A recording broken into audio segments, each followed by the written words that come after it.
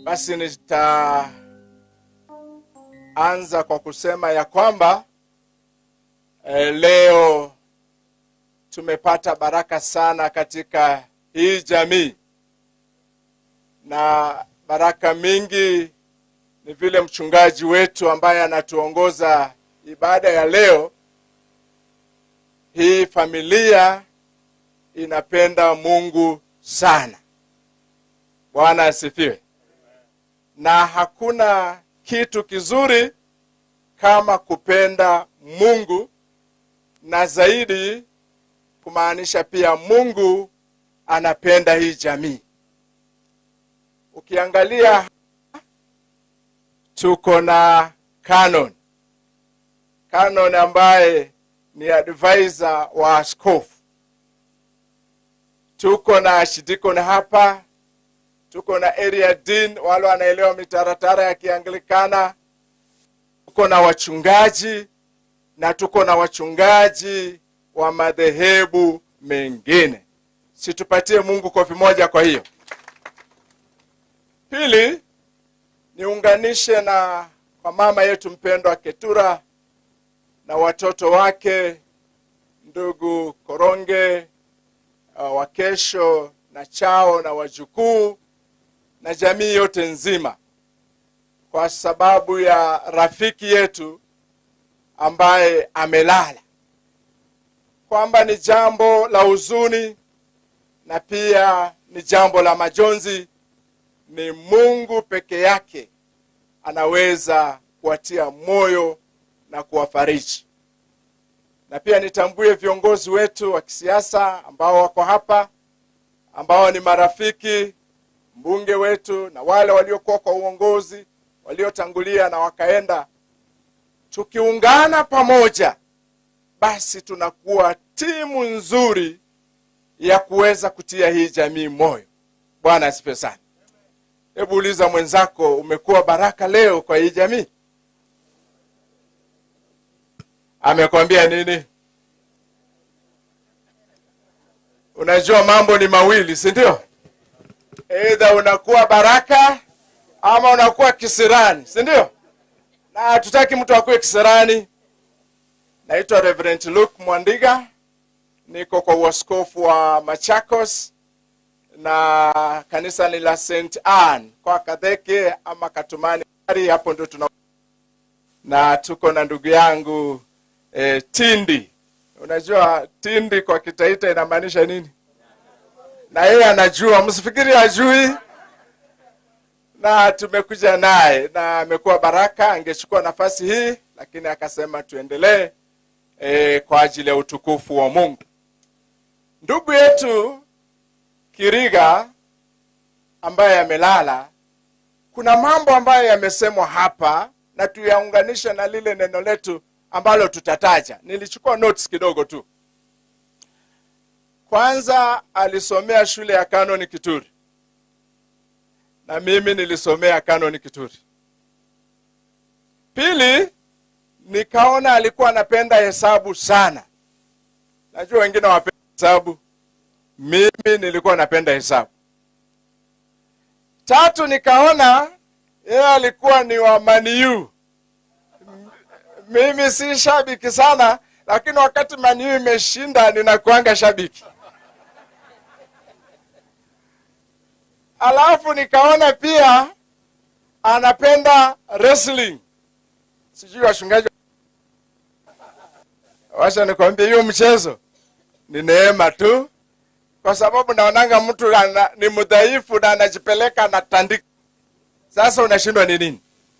Na nikaona pia anapenda muziki, na sana sana rumba. Hata mchungaji amesema rumba.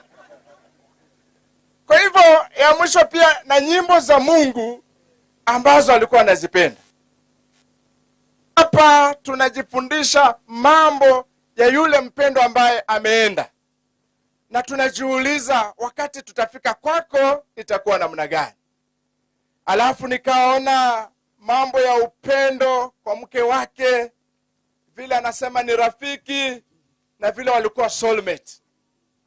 Nikaona watoto wake wakitilia moyo kupendana. Walikuwa wanaambiwa mpendane sana. Na mahali pale walisema mtakuja kuniambia. Na nikaona wajukuu nao wamekuja. Kuna kwingine walisema na kuaminia, najua utacheza kama wewe. The bond that was there, hata ya wajukuu, tuchinje mbuzi, kama wajukuu walikuwa wanapenda hiyo sana. Na hayo yanakuelezea ndugu yetu, na mengine mengi ambayo hatuwezi tukayataja. Walikuwa watu wanaopendana sana. Kofi moja. Alafu tunaposema hii familia iko na wachungaji, ukiangalia mchungaji wa mama ako hapa, anaitwa Tinti. Mchungaji wa Wakesho nimemuona hapa kutoka Malindi, si ndio? Mchungaji wa Koronge Canon ama ako hapa, na mchungaji wa Chao ni mimi, niko hapa. Na watu wapigeni Yesu makofi. Na pia natambua mahali wanafanya kazi MD wa Chaka ambaye ni rafiki yangu sana, na wafanya kazi wa Chaka ambao tunahudumu hapo kanisani. Maneno yaliimbwa wimbo wa mwisho. Nataka nionapo amani kama shwari. Haya maneno yalisemwa na mtu anaitwa Horatio Spafford. Na huyu bwana alizaliwa mwaka wa 1828 ukifuata historia. Na alikuwa na mke wake anaitwa Anne. Na walikuwa watu wa kanisa kama hii jamii. Walikuwa wanapenda Mungu sana hii jamii, na walipenda kukaribisha marafiki katika nyumba yao. Huyu bwana alikuwa lawyer, wengine wanaweza sema advocate. Na huyu bwana alikuwa pia na watoto. Alikuwa na kijana na alikuwa na wasichana 4. And he was a very successful attorney who had really invested in really estate. Na kuna mambo yalimpata katika maisha yake ambayo ningependa tujifundishe. Jambo kwanza alilolipata, ile mali akiwa Chicago, estate na yote iliweza kuchomeka na kuharibika, na akawa fortune yake imeenda chini sana. Na kwa hicho kisanga watu 300 walikufa na watu 10,000 walikosa makao. Kisanga cha kwanza cha huyu lawyer. Jambo lililomfuata ni kijana wake ambaye alikuwa miaka 4. Na alikufa kwa sababu ya ugonjwa. Si muda tu, mali imeharibika, na sasa ya pili ni mtoto ameenda. Akapatwa na kisanga cha 3. Familia yake, mke wake Anne, pamoja na watoto wake 4 wasichana. Mmoja alikuwa anaitwa Anne, Maggie, Eliza na Taneth. Mmoja alikuwa miaka 11, mwingine 9, mwingine 5 na mwingine miaka 2. Wakasema wacha waende England na meli kuweza kufurahia, alafu baadaye baba yao aungane na wao. Walipokuwa Atlanta, basi meli ikapata ajali, na hiyo meli ilipogongana na mwenzake ilizama ikiwa na watu 226 waliokufa, na hao 226 4 walikuwa ni wa huyu lawyer. Ni mama peke yake aliokolewa kando ya bahari, na kwa sababu maisha wakati huo yalikuwa ni ya telegram, akaandika ujumbe kwa bwana yake, saved alone. Na mzee alipopata telegram hakuwa na njia nyingine ni aingie kwa meli afuate aone kile kilichokuwa kinaendelea. Na katikati ya kufuata, yule bwana rubani aliyekuwa anapeleka meli akamwambia, hapa ndipo wasichana wako walikufia. Na huyu bwana akarudi akaandika huo wimbo ambao tunaupenda sana, it is well, it is well. Na unatutia moyo miaka nenda rudi. Wangapi leo changamoto tunazozipata tunaweza simama na tukaimba hayo maneno? Si rahisi, ni ngumu sana kwa hii familia, kwa hiyo familia. Na sasa tukiwa hapa tunaona ya kwamba misiba inatupata. Umeshapoteza mzazi, mtoto, rafiki, na ukajipata hali kama hiyo. Haikui rahisi, ni chungu, ni nzito, ni ngumu. Lakini katikati ya hayo, neno tulilosomewa la Isaia na lerida wetu kutoka Nairobi, Isaia anazungumza nasi, na alizungumza wakati huo na wapendwa waliokuwako wakati huo.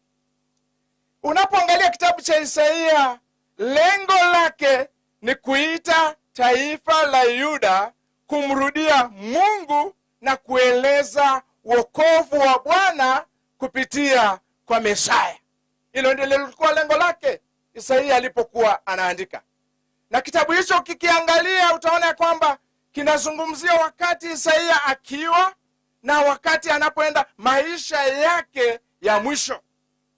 Na tunapokuja kwa maandiko haya, kichwa cha ujumbe ni Mungu atakupa ushindi. Bwana Yesu asifiwe sana. Ambia tu mwenzako, Mungu atakupa ushindi. Hii jamii ni Mungu peke yake anaweza kuwapatia nini? Ushindi. Na kama kuna wakati wanatuhitaji ni sasa. Na wengine wanapendanga kusema kama si sasa, ni sasa hivi. Hao wapendwa tutapumzisha dadi vile wanamuita. Lakini baada ya haya yote tunahitaji kuendelea kusimama na wao. Wengi wetu tutaenda na tutarudi, lakini kuna mtu mmoja hataenda, hatarudi, na ni Yesu mwana wa Mungu. Pigia Yesu makofi. Na mstari ambao nataka ni uangalie ni huo wa 10. Na tunaweza kuangalia pamoja, tulisomewa mstari wa 10 peke yake baada ya kupeana maelezo. Biblia inasema namna gani? Usiogope, kwa maana mimi ni pamoja nawe. Usifadhaike, kwa maana mimi ni Mungu wako. Nitakutia nguvu, naam, nitakusaidia, naam, nitakushika mkono wa kuume wa haki yangu. Mambo machache hapo niangalie. Jambo la kwanza, tusifanye nini? Tusiogope. Wapendwa, uoga si kitu rahisi. Wataita huo wanasema iturusiro yaobue kisachi. Uone kitule? Haya. Unajua Wili naye ana. Haya basi, tulia Wili, uko na mheshimiwa hapo bwana. Sasa kitaita na ninakuwa corrected. The right word, iturusiro yaobue kisachi. Ndekudima kukone na kisachi chikuturuse na kesho kuwe kuidia nyao. Na kukone vende kuchizigana. Si utaangalia tu. Na kukone agashama lago, poleni wale ambao Tuelewe hiyo lugha kidogo. Tafadhali hakikisha uko na jirani nakubuye kuhonde vei anyanida na nsezigandre. Si utaangalia tu. Maana nini? I'm talking about a bush ambayo imeshtua mtu, alafu tena urudi upitia hapo na usibabaike na usikue na wasiwasi. Lazima utashtuka na utababaika. Watu hawaogopi uoga peke yao. Hata watu huogopa wanadamu. Ama watu hawaogopi wanadamu? Sasa niwaulize, kama wanawake siku hizi wanachinjwa na wanaume, mnyama ni afadhali kuliko mwanadamu ama mwanadamu ni afadhali kuliko mnyama? Amde mbonie bandu baba sisho. Na sana ni babaka na baba sisho ni bomi. Mwasikide bomi bisishido. Halo? Mtu atapataje guts za kuchinja mwenzake? Hata klipu zingine ukiwa unaziangalia, hayo ni mambo ambayo yatatufanya tunaogopa. Ama namna gani? Maana huyu ni mtoto alizaliwa na mama. Hata jameni, roho ya utu haiwezi kuwa na mtu.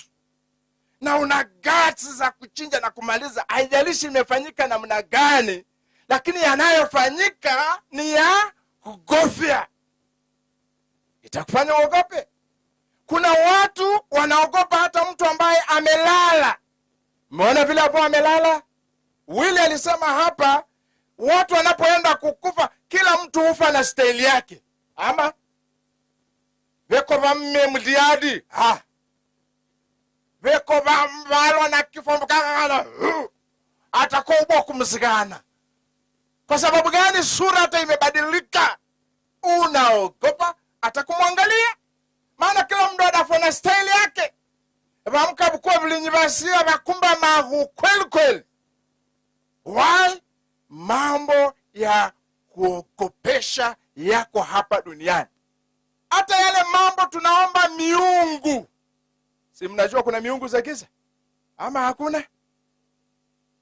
Ndebiko bandu babenda lomba mulungu biko mtuguta. Ndebiko bandu babenda kwa baganga. Kote mbenyi kwa kidavida kwende kwa mganga jingi. Poleni, naambia watu ambao washaenda kwa waganga.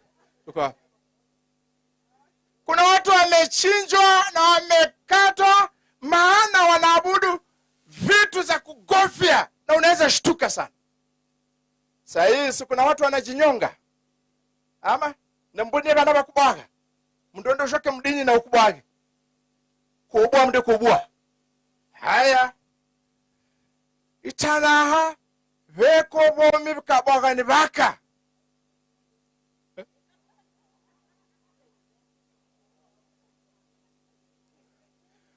Mkawili okwanya ni mkoti. Haya.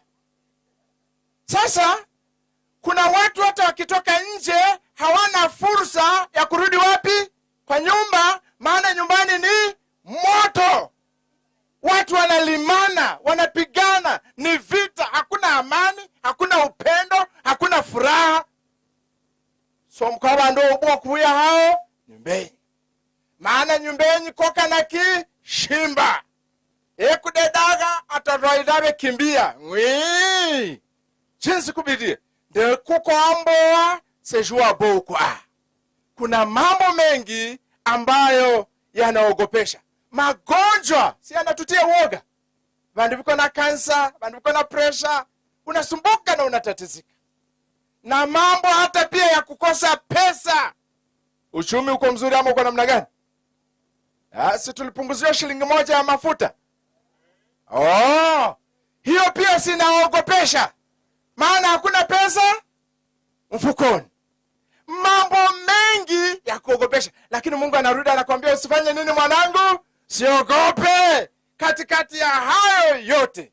Alafu jambo linalofuatizia inasema usifadhaike. Ambia mwenzako usifadhaike. Sasa kuna mambo ambayo yanafadhaisha sana. Kwa mfano, kuna watu wanapenda kusema uongo hata juu ya wenzao. Si ndio? Kuna jamaa mmoja nilikuwa nimeambiwa alikuwa anapenda kudanganya sana, vile ametembea mataifa mengi ulimwenguni. Ukimuuliza ushaenda Amerika, nishaenda. Ushaenda Rwanda, nishaenda. Ushaenda South Africa, wako namna hii. Alafu akarudi akaambiwa, inaonekana we unajua geography sana. Akasema hata hapo nimeenda. Sasa ikawa ni wazi huyu mtu ni mwongo. Na wacha nikuambie, waongo wako wengi na wamezidi. Na kile kitu ambacho kinatuweza na uongo ni hizi simu. Matulutulu, si ndio? Hata wale ambao tumeokoka kwa simu na te. Hai, ngena nanuenda mlungunyi. Bwana asifiwe. Koko hao, uko wapi? Anya. Hapa tu. Na mtu hata labda hata hajatoka wapi? Kwa nyumba. Macho ya Bwana ni makali sana.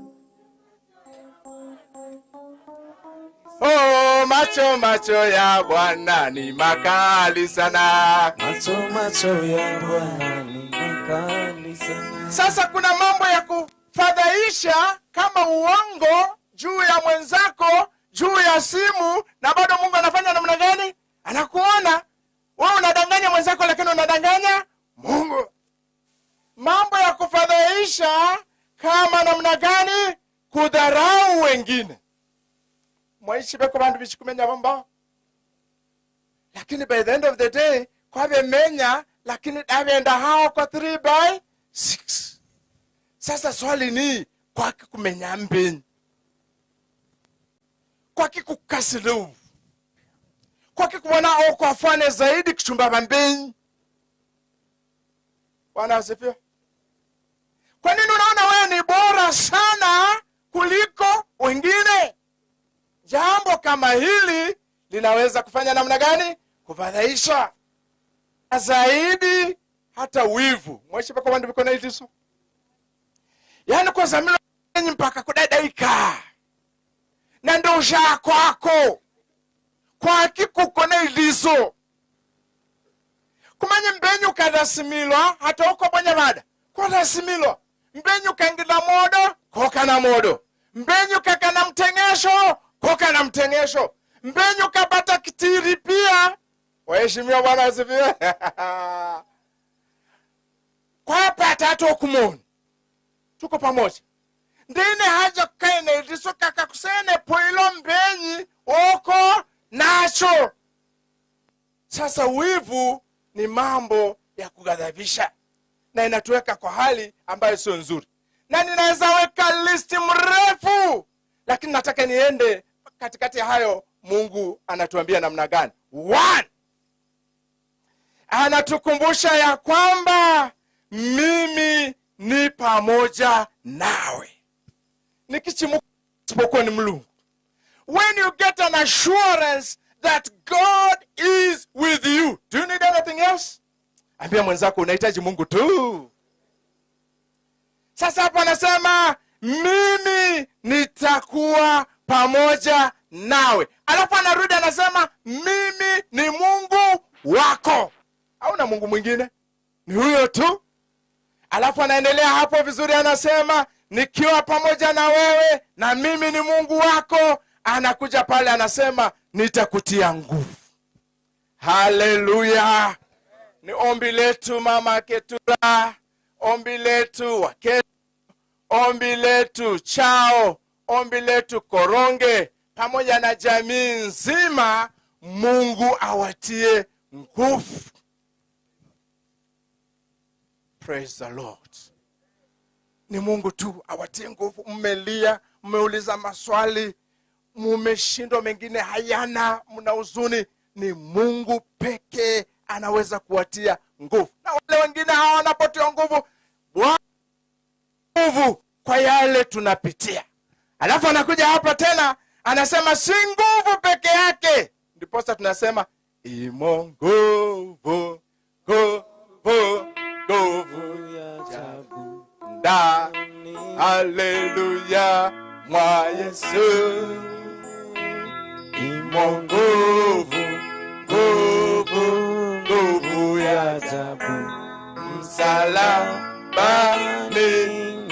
Yesu.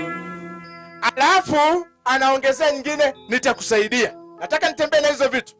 Nitakutia nguvu, nitakusaidie Bwana wangu.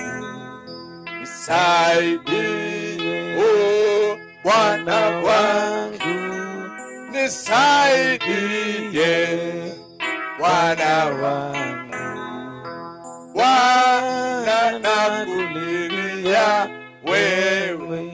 Alafu anamalizia na kusema nitakushika mkono.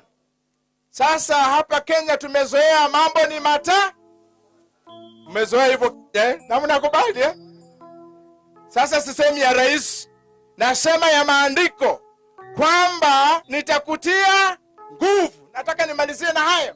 Alafu nitakusaidia na nitakushika mkono. Hii ndio tunataka tuachie hii jamii, kwamba nitakutia nguvu na ni Mungu tu, nitakusaidia na nitakushika. Nishike mkono Bwana, nishike mkono, nishike mkono Bwana, nishike mkono. Tunapoenda kumaliza, huwa ninasema the 3 A's. Nilizitaja at the river na ninataka nizitaje hapa. Ndugu baraza aje atumalizie kwa maombi. Baada ya Mungu kuwatia nguvu na kuwasaidia na kuwashika mkono, number 1, you have to accept. You have to accept that Kiriga has rested. That is the beginning of healing. Ni mpaka uikubali kwamba imefanya nini? Imefanyika. You have to accept. Si rahisi, ni ngumu, but it is step number 1 towards healing. Number 2, you have to adjust. Accept, adjust. There is a gap that has been left by our dear brother. How do you fill the gap? How do you come in? Ndio, si rahisi kuijaza, but it has to be adjusted. Hoya, he played a very crucial role. And last but not least, you have to advance. Maisha ni mpaka yaendelee. Musonge mbele na zile miradi na ule upendo na ile furaha towards the grandchildren and the entire family. Yale alifanya. Accept, adjust, advance. But having said all that, mjue Mungu ndiye atawatia nguvu, ndiye atatembea na nyinyi, na ni yeye hataweza kuacha. In the name of God the Father, the Son and the Holy Spirit, we trust and believe.